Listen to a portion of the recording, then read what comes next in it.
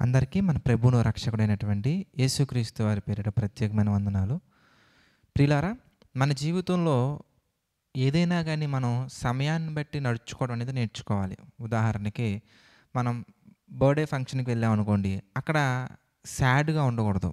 అదేవిధంగా ఒక అకేషన్ ఏదైనా గానీ జరుగుతుంది అనుకున్నప్పుడు అక్కడ మితిమీరినటువంటి తెలివిని, మితిమీరినటువంటి జ్ఞానాన్ని ప్రదర్శించకూడదు. అక్కడ మన పాత్ర ఏంటి? మనం చేయవలసినటువంటి పనేంటి?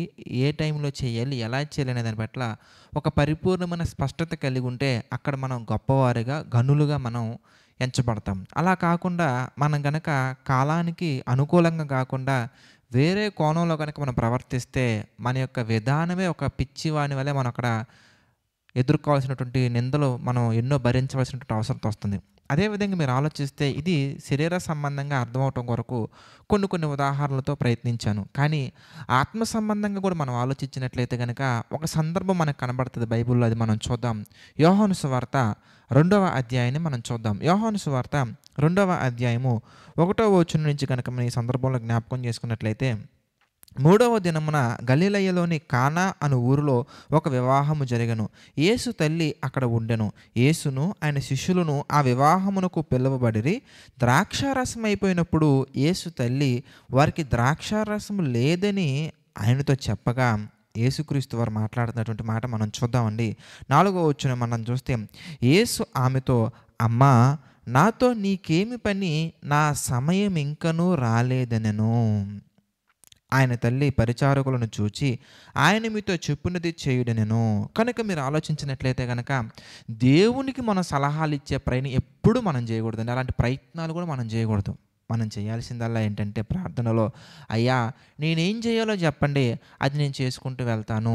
నేను ఎలా నడుచుకోవాలో చెప్పండి, ఆ ప్రకారంగా వెళ్తానని మనం చెప్పాలి. కానీ మన ప్రార్థనలు ఎలా ఉంటాయంటే, కొన్ని ప్రార్థనలో, ప్రభువా, ఈ సంవత్సరం, ఈ నెలలో ఈ పని అయిపోయేలాగా చేసేయండి ప్రభువా అంటామండి.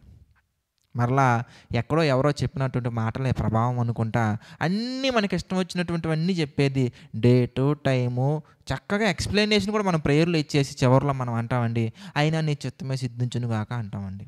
కనుక మనం అలా ఉండకూడదండి.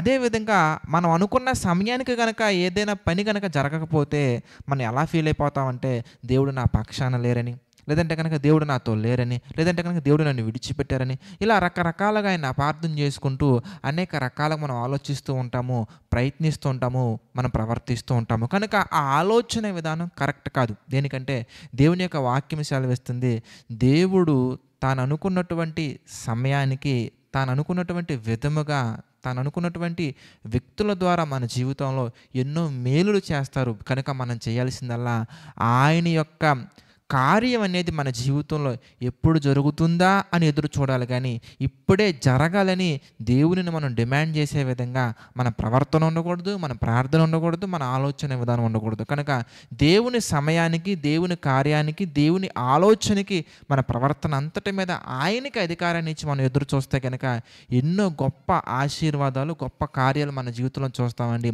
కనుక ఈ విషయాలని మీ అందరి హృదయాలు నీరు కట్టి ఫలింపచేయాలని మనస్ఫూర్తిగా కోరుకుంటూ ప్రార్థన చేసుకుందాం. ప్రతి ఒక్కరు కూడా తలలో వంచి ప్రార్థనలు ఏకీభవించండి. ప్రార్థన.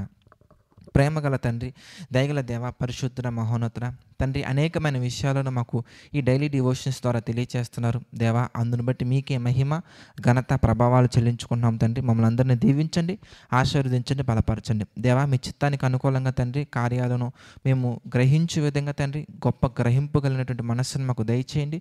మీ ఆలోచన చొప్పున నడిపించండి, బలపరచండి దేవా. ఎంతమంది అయితే తండ్రి ఈ వీడియోస్ చూస్తున్నారో, ఎంతమంది అయితే తండ్రి చూసి ఈ వీడియోస్ని షేర్ చేస్తున్నారో, చేస్తున్న ప్రతి బిడ్డను మా తండ్రి జ్ఞాపకం చేసుకోండి. ప్రతి ఒక్కరి హృదయాల్లో మీ యొక్క కార్యాలను జరిగించండి ప్రభువా. మీ యొక్క జ్ఞానాన్ని తండ్రి నింపండి ప్రభువా. ఆత్మ సంబంధమైన మేలులతో ఆశీర్వదించమని తండ్రి, ప్రతిదీ కూడా మీ చిత్త ప్రకారంగా జరిగించమని దేవా. ఎవ్వరూ కూడా తండ్రి ఆర్థిక, ఆరోగ్య, మానసిక పరిస్థితుల్లో తండ్రి కృంగిపోకుండా మీ కృపను మా తండ్రి పొందుకొని, మీ కృపలో మా తండ్రి నిరంతరం నిలుచుచు ముందుకు సాగ ధన్యతను తండ్రి ప్రతి ఒక్కరికి మీ చిత్త ప్రకారంగా అందించండి, సహాయం చేయండి తండ్రి. ఈ పరిచర్యను జ్ఞాపకం చేసుకోండి, బలపరచండి ప్రభు. ఈ పరిచర్యలో మా తండ్రి ఆర్థికంగాను ఏదో ఒక విధంగా తండ్రి పార్టిసిపేట్ చేస్తున్న ప్రతి ఒక్కరిని దీవించమని, ఆశీర్వదించమని దేవా. సమస్త మహిమ, ఘనత, ప్రభావాలు మీకే చెల్లించుకుంటూ ప్రతిదీ తండ్రి మీ చిత్త ప్రకారంగా జరిగించమని, నడిపించమని మా ప్రభువును రక్షకుడైనటువంటి యేసుక్రీస్తు వారి పేరిట ఈ ప్రార్థన అడిగి వేడుకొనుచున్నాము తండ్రి.